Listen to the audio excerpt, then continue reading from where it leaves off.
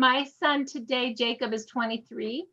And at 2 years, 9 months, he was diagnosed with low functioning autism. Some of you may not know what autism is all about, but it's a spectrum disorder.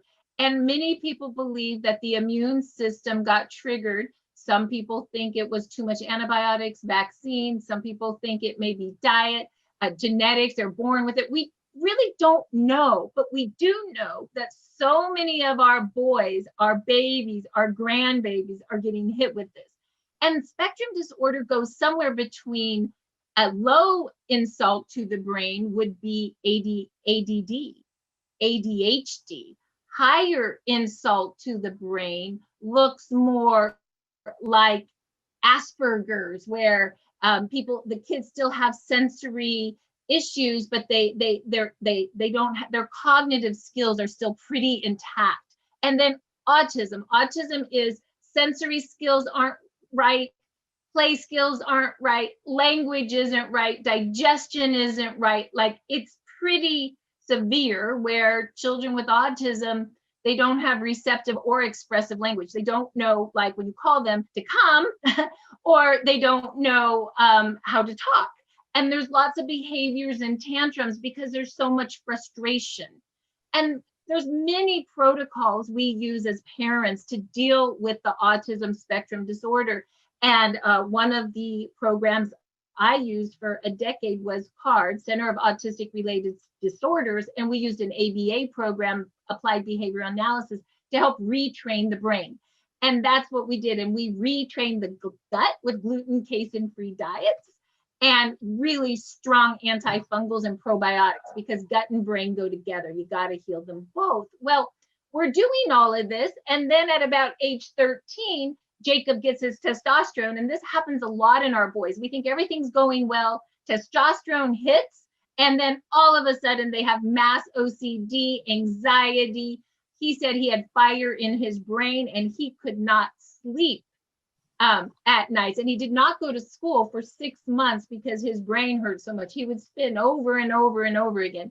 What happened to him is, in shop class, he didn't do it, but he thought, this is crazy, right? He thought he cut a little boy's leg off with the saw. And all he did for 6 months is spin that over and over and over again. And it wouldn't stop. And so we kept working through that. We put him on some some serotonin reuptake inhibitors like Prozac. He had to do clozapam for a little while to stop the fire. These are very aggressive drugs, but we're just doing our best to get his brain right. Well, now he's 23 and we're working through it all, but he still gets these attacks, these OCD attacks, this PTSD. Sometimes he'll cry in the bed to me and say, "Mom, my brain's on fire." And when those things started to happen, we added that X39 to our protocol. We put it right on his chest, and I'll explain more how this works in a little while, but we put one on his chest at night. We also, and this stem cell is regeneration and repair. We are repairing the pathways to his brain. We also put one E on, which stops inflammation in the brain. And we also added Nirvana. And Nirvana actually increases that dopamine in his brain. And lastly, when he's having sleep issues, we added Silent Night, because Silent Night elevates melatonin, which helps him sleep. And so for Jacob, he's either a 3-patch system, and let's face it, he's 23. He's not going to know where to put all these darn patches. Not going to ever happen. I say just put the 3 on your chest and go to bed. And when you wake up, you take them off. And that's what he does. And when he has trouble sleeping, the 4th patch he adds is Silent Night. And I am telling you, he asks every night for these patches now, because he says, "Mom, I fall asleep and I wake up and I don't have the anxiety and the OCD attack. I just feel better." And any kid on the autism spectrum disorder side of things, what's hard for them is to remember to do things. You have to physically and verbally prompt them on everything, so that he actually remembers to come to me to get patched at night.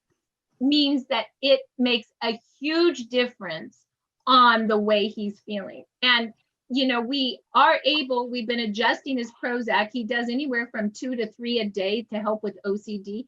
He's trying to get himself down to 2 a day because the side effect of Prozac in some people is erectile dysfunction. And my kid's only 23, and that's really hard on him. It's hard for his self-esteem. And I'm just talking about these real issues because it's real and hard, right? Who wants that for your kid, right? So we are trying to figure out how to make it all work for his brain and his body, right? And then also the clozapam, if you guys know anything about it, is highly addictive. And so now a couple weeks. And so we're just really excited that we're doing some things that are really helping my kid, like make it in the real world as a man at 23.